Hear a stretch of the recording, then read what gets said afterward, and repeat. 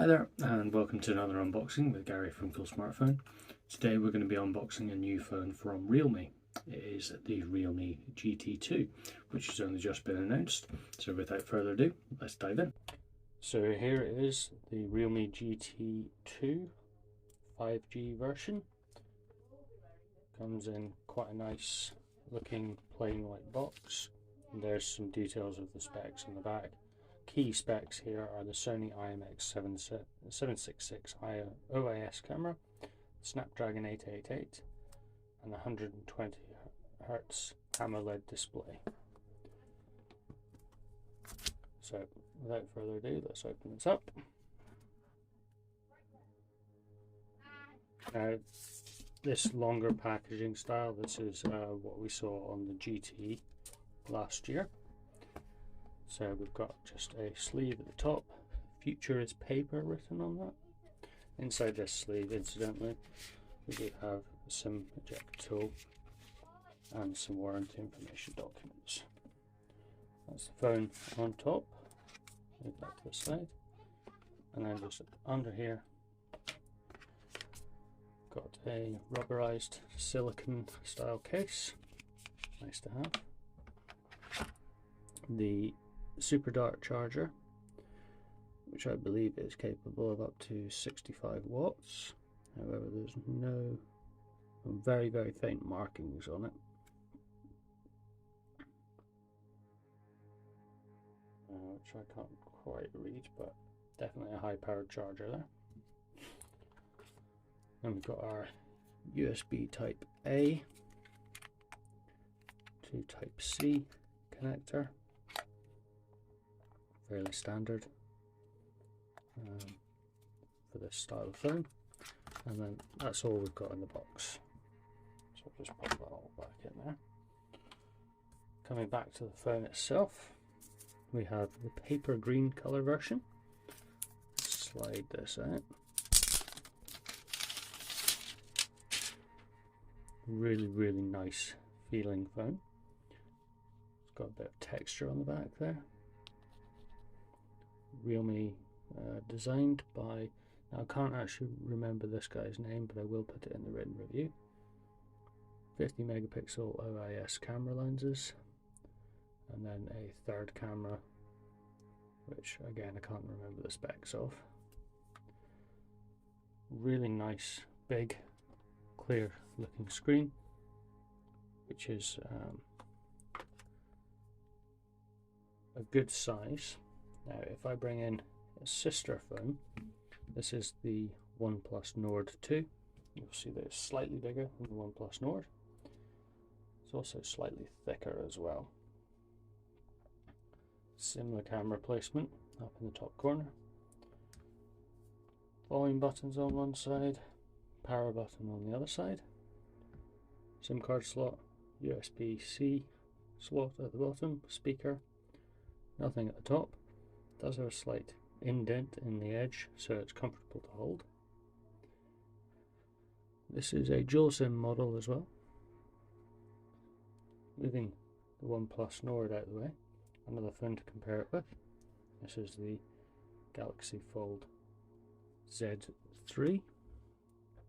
You can see that the Realme GT2 is slightly longer and, as you would expect, wider. Heck of a lot thinner. That's it from the back. But it's a really nice feeling device. If I just quickly power it on, you'll see the Realme boot up screen, powered by Android. Now, I have already checked, this is running Realme UI 3, and it is also running Android 12.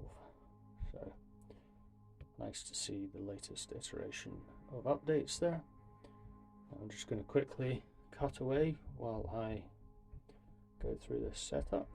So that's me now gone through the basic setup, and you can see this is our home screen, and nice to see they've got the background color matched to the back of the phone.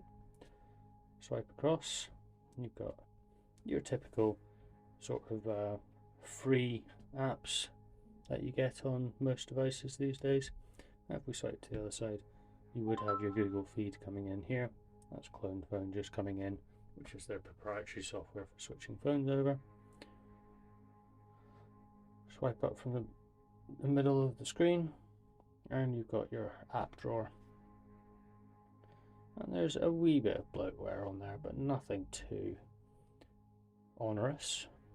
If we swipe down from the top, you'll see this is the ColorOS / Realme UI sort of interface that we've seen before on the Realme devices, and also now starting to show on the OnePlus devices. If I go into the main settings, you'll see it in here, typical sort of settings menu. And then down at the bottom we've also got something called Realme Lab, which is something I need to look into. And this will apparently allow heart rate measurement, which is something new, and that's done via the fingerprint sensor. So we should have a reasonably good fingerprint sensor to allow it to do that. Under special features, what else have we got? We've got a couple of other little bits and pieces in there. One important thing I do want to check is on display. See what sort of, pop into dark mode, which is my preference. See what sort of scaling we can get. Something that I've found on a lot of devices is that you can't put the scaling down to a reasonable size. So that's it now, ramped all the way down. And that's kind of back to my normal preference. And yeah, that's more akin to what I normally use.